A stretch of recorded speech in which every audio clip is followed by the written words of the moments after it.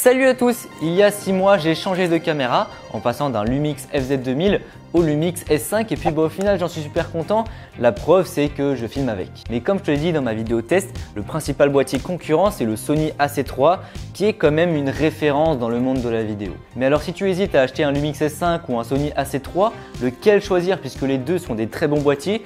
Ils ont des points positifs et négatifs qui sont pour certains pas négligeables. Dans cette vidéo, on va donc voir sous la forme de points lequel est pour moi le meilleur boîtier et si aujourd'hui je devais choisir un boîtier pour les 3 prochaines années, ça serait lequel? Encore une fois, je le précise, mais je suis pas un pro, je suis seulement amateur. Donc si je me trompe sur certains points ou si tu veux ajouter certaines choses, ça se passe dans les commentaires. Premier point, le prix. Ce ne sont pas des jouets mais bien des boîtiers professionnels.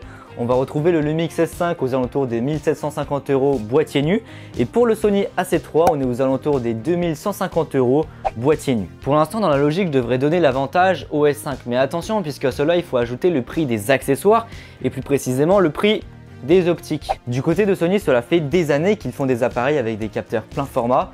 On va donc retrouver un large parc optique, que ce soit du côté de Sony ou des autres fabricants comme Sigma, Tamron et j'en passe. Sans compter les bacs d'adaptation, on va retrouver quand même pas mal d'objectifs d'occasion et ça c'est un point non négligeable si tu es amateur puisque tu n'as pas forcément des milliers d'euros à mettre dans des objectifs neufs. Côté Lumix, c'est beaucoup plus compliqué. Ça fait pas beaucoup de temps qu'ils sont rentrés dans le monde du plein format. On va donc retrouver beaucoup moins d'objectifs monture L et surtout quasiment pas d'objectifs d'occasion. Par contre, et ça c'est cool, aujourd'hui il existe une bague d'adaptation pour pouvoir mettre des objectifs Canon sur du Lumix monture L. Pour te donner une idée, Sony a annoncé son premier hybride plein format en 2013, contrairement à Panasonic qui a annoncé son SRH en 2019. En conclusion, aujourd'hui acheter des objectifs Sony ça sera un meilleur investissement puisque tu auras plus de choix et si jamais tu changes dans quelques années de caméra chez Sony, tu pourras toujours utiliser les mêmes objectifs puisque toutes les caméras plein format chez Sony sont en monture E. Donc pour le prix et l'investissement que cela représente au long terme, je donne l'avantage au Sony. Parlons maintenant du design. Ils ont à peu près le même gabarit.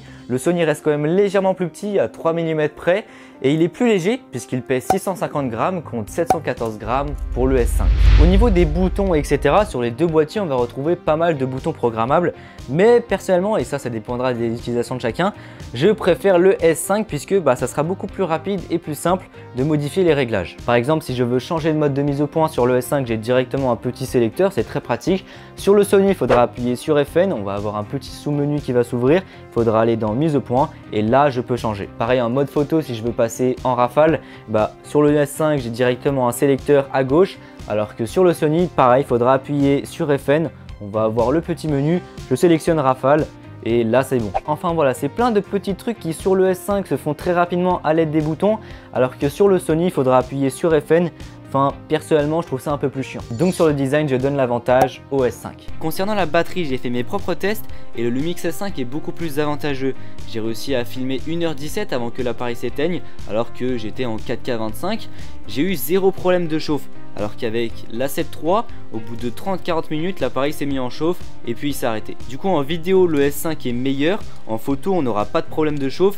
Donc l'autonomie est à peu près équivalente. Pour le stockage, les deux boîtiers sont équipés de 2 slots SD, dont un qui est compatible UHS 2. Les deux appareils sont capables d'enregistrer simultanément sur les deux cartes ou encore d'enregistrer les vidéos sur une carte et les photos sur l'autre. Mais ce qu'a le Sony en plus, et ça c'est vraiment cool, c'est qu'il est capable d'enregistrer des proxys. Par exemple, si tu filmes en 4K, le boîtier va enregistrer ton fichier original, donc ton fichier 4K, mais aussi ton fichier proxy.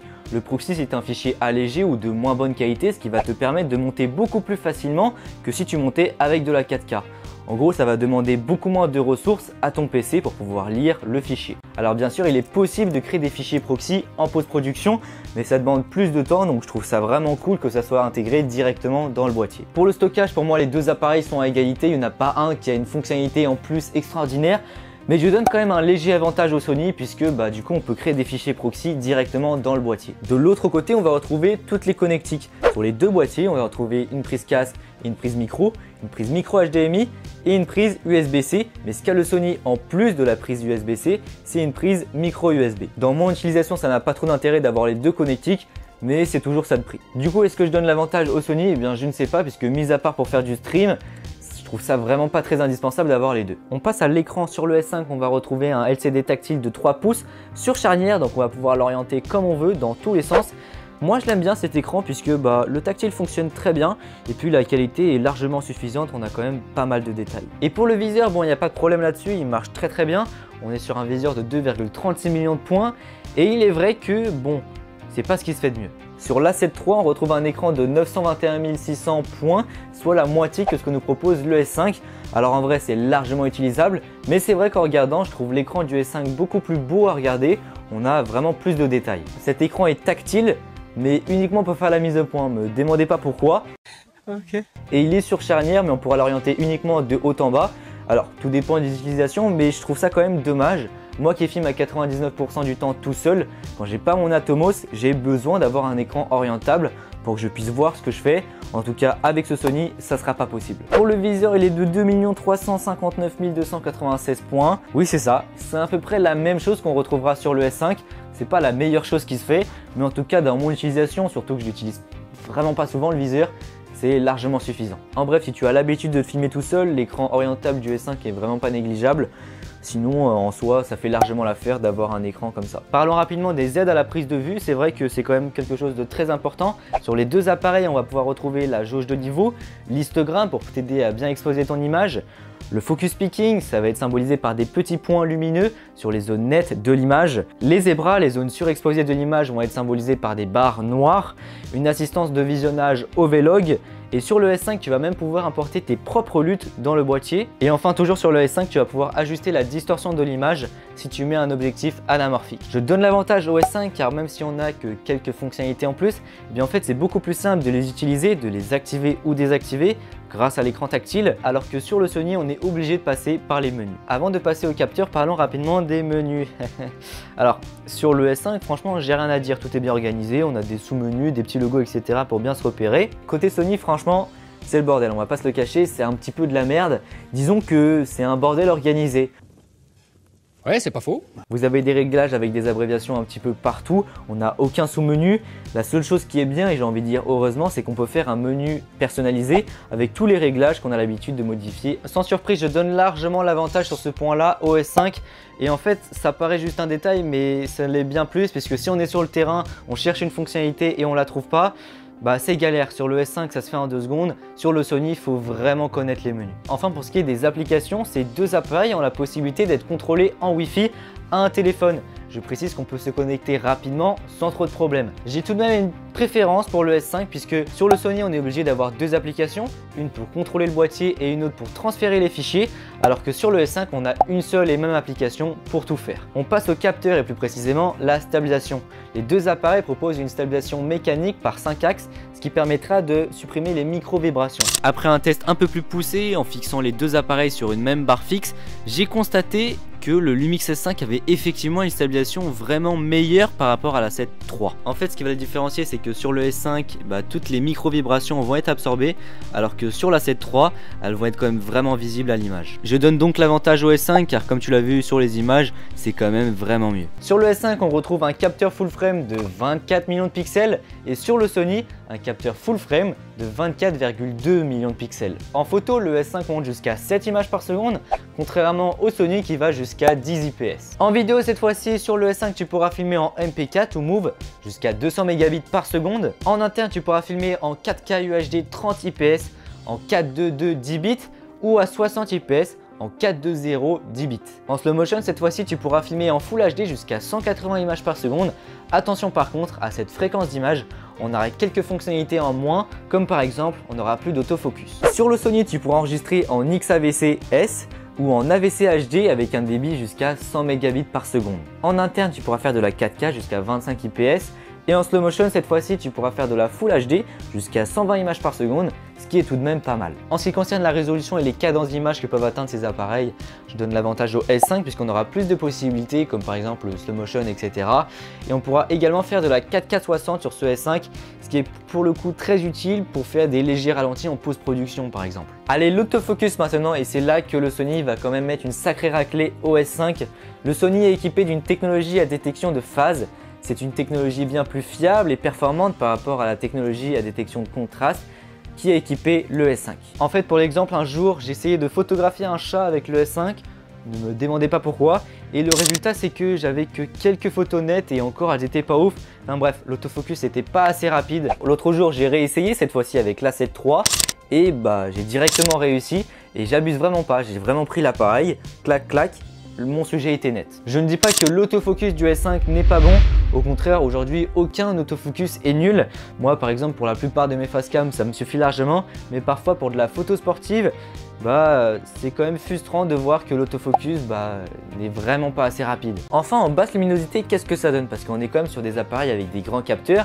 Donc théoriquement, sur les deux, on aura des très bons résultats. Maintenant, est-ce qu'il y a une réelle différence entre le S5 et l'A7 III? Je vous laisse juger par vous-même.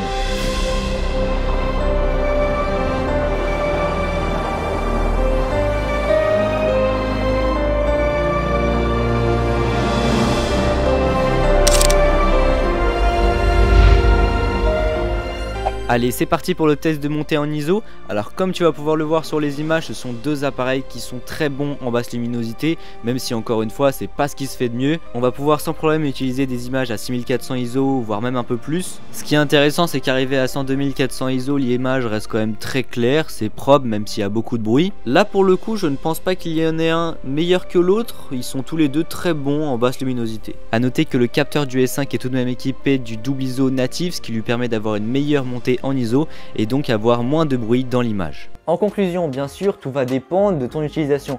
Ce qu'il faut savoir, c'est que là, ce que je vais te dire, ce n'est bien sûr que mon avis. Donc aujourd'hui, acheter un A7 III pour moi, c'est un bon achat. Je pense pas que tu seras déçu.